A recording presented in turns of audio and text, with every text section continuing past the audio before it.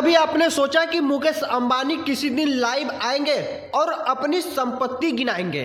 अपनी संपत्ति गिनाएंगे कि हमारे पास करोड़ों का मकान है, हमारे पास 25 प्लस घड़ियां हैं जिसकी कीमत 32 लाख प्लस है, हमारे बेटे अनंत अंबानी की शादी में इतने फॉरेनर आए थे। क्या आपने कभी सोचा है?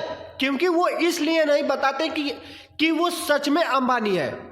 लेकिन इस समय एक ऐसा शख्स वायरल हो रहा है जो अपनी कमाई मुकेश अंबानी के बराबर छू दिया हो। वो शख्स रवि ओपी शर्मा। आपने जादूगर ओपी शर्मा का नाम सुना होगा, लेकिन उस जादूगर ओपी शर्मा से भी बड़ा एक नया जादूगर आ गया है जिसकी कमाई जो इस बात का दावा करता है कि हमारी कमाई, हमारी मंथली इनकम 80 लाख प्लस है। हम BMW X5 से आते हैं, हमारे पास रोल्स रॉयस है, हमारे पास 25 प्लस घड़ियां हैं जिसकी कीमत 32 लाख प्लस है।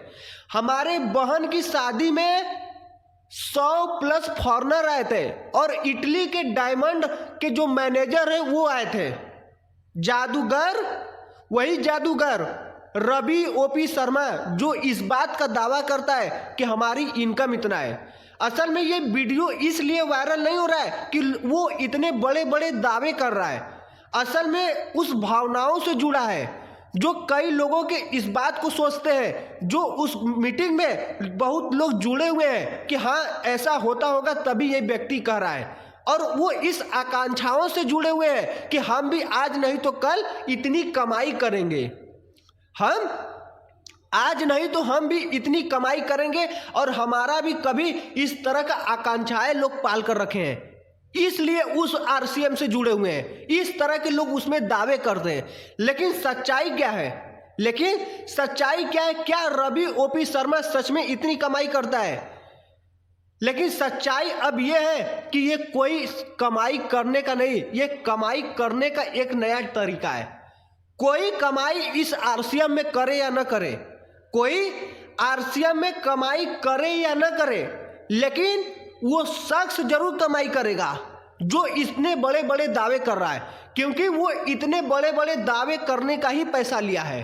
वो इतने बड़े बड़े दावे करने का ही पैसा लिया है, और कोई कमाई करे या न करे, लेकिन वो रवि ओपी शर्मा वो सबके दिमाग से खेल गया, और वो तरह तरह के जगह जगह ऐसे मीटिंग होते हैं और उस रवि ओपी शर्मा को लोग बुलाते हैं और कहते हैं कि तुम इस तरह की भाषण दो कि लोग हमारे RCM से प्रभावित हो और लोग जुड़े हमारे से। और उसके साथ साथ वैसे तो ओपी शर्मा भी उस RCM का ही हिस्सा है जो कि अपने आप को एक स्टार डायमंड बताता है कि हम अपने इस लेवल में डायमंड तक पहुंच गए, और लोग इस बात को कहते हैं, लोग इस बात को सोचते हैं कि हम भी आने वाले समय में ये डायमंड बनेंगे। वैसे तो ओपी शर्मा का कहना है कि हम इस RCM से दूसरी पीढ़ी के लड़के हैं जो जुड़े हुए। जब सन 2000 में ये RCM खुला था तो उस वक्त मेरे पिता जुड़े हुए थे, और मेरे पिता भी उस डायमंड तक पहुंचे थे, और उसके बाद हम इस दूसरी पीढ़ी के रवि ओपी शर्मा हैं जो इसमें जुड़े हुए हैं, और हम भी उस डायमंड तक पहुंच गए। हमारी भी इतनी कमाई हो गई है, हमारी इतनी हैसियत हो गई है। और ये भी दावा किया जाता है कि रवि ओपी शर्मा का पिता जो कि एक IAS ऑफिसर था, लेकिन उनकी 2013 में मृत्यु हो गई, जो कि ये सब दावे पूरी तरह से खारिज हो गए। लेकिन असल बात यह है, क्या सच में इस RCM में इतनी कमाई होती है जो आप पल भर में इतनी जल्दी अमीर बन जाएंगे?